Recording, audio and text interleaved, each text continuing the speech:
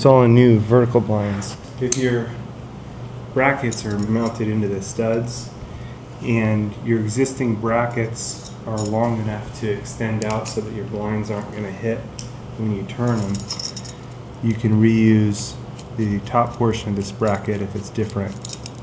And that's what I'm finding out here. I'm replacing a lot of corded blinds, and what I'm able to do on most of the places is just replace the brackets here, this top portion of the brackets, and use the existing portion of the bracket that's already mounted into the studs instead of, putting in new screws and mounting these brackets. Although on some units I find that it's too tight, and so on those I need to replace the whole bracket so that I can adjust this portion out further from the wall.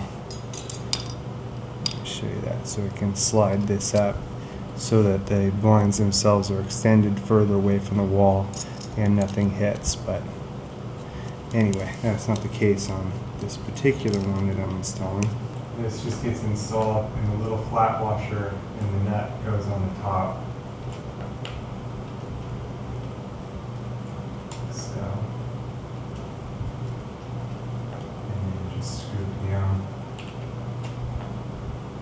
You could do it either way as far as the release tab. This is the release tab here, and the hook.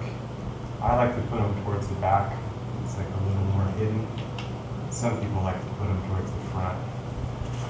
But if that doesn't tighten up enough for you, what you can do is hold it with a pair of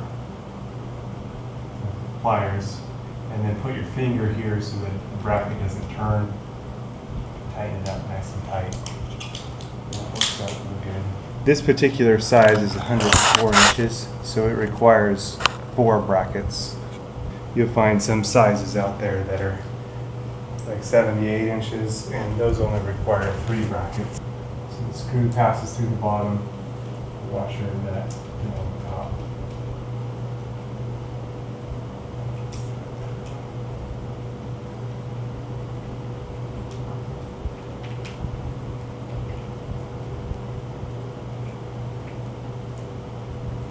Just do the same for each of the brackets. Okay, once you've got all your brackets in and you're ready for your head rail to go up, this you're just going to insert, turn like so, into each place here and balance it out so it's nice and even, and then press it into place along each of the clips. Next, when you're ready to put your blind slats up, the easy way to do this is to hold all your slats together like so that they're nice and sturdy.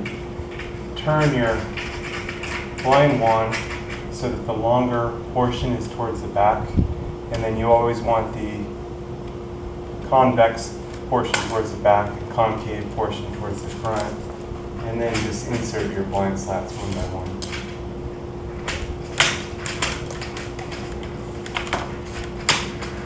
Want to make sure they get a good seat. It's very easy.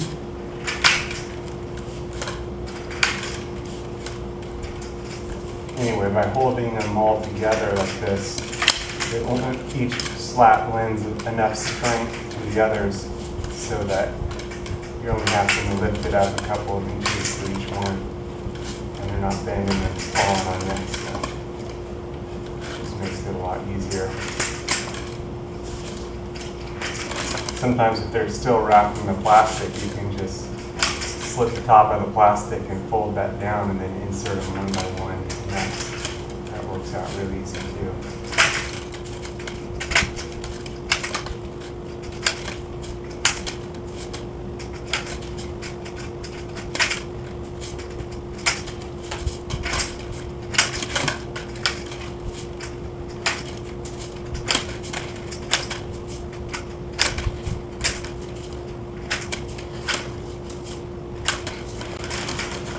Like this one came with one extra slat, unless I missed one. And if you have an extra one, it's a good idea to hang it on the very back one, and that way if one breaks, you've got one ready to go.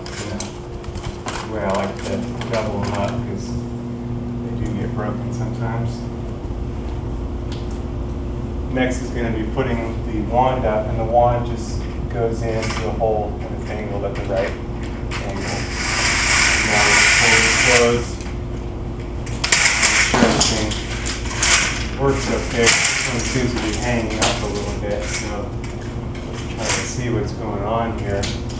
Sometimes these get damaged in shipping. What you want to check for is that each of the carriers is below the rail and has the carrier portion in the rail.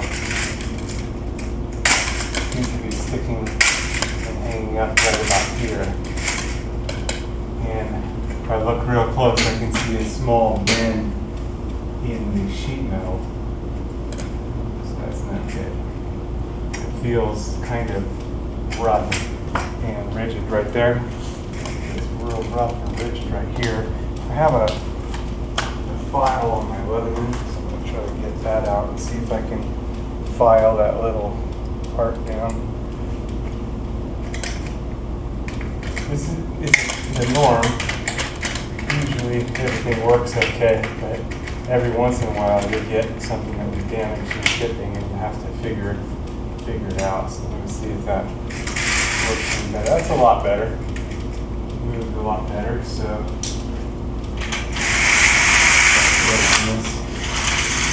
and got opening again.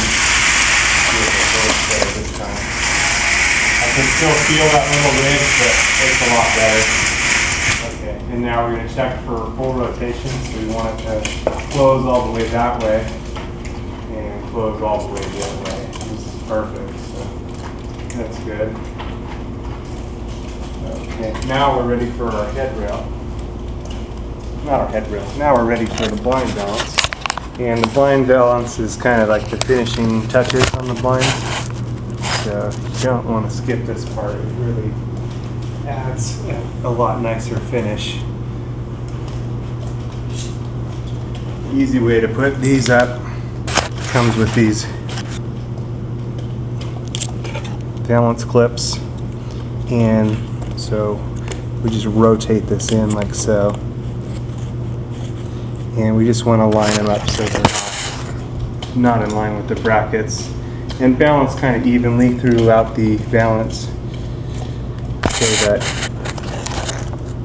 it gives us the most support to the valance and the valance doesn't appear bent or curved. Okay. That third one.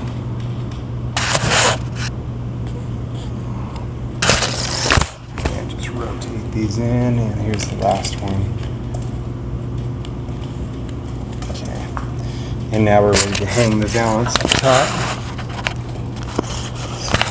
On a head rail this long, it can be a little tricky because the valance has a tendency to want to bend, so you're going to want to hold it in as widely as you can as you put it up.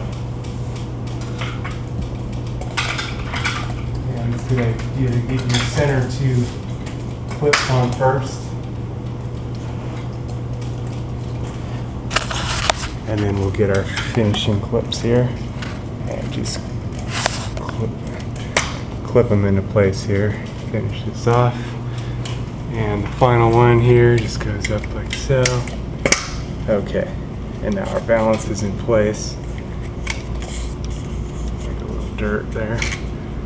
Slide that over a little bit. Anyway, here's our finished blinds all in place. Ceiling fans just blowing them in the wind. So we're good to go in one set there.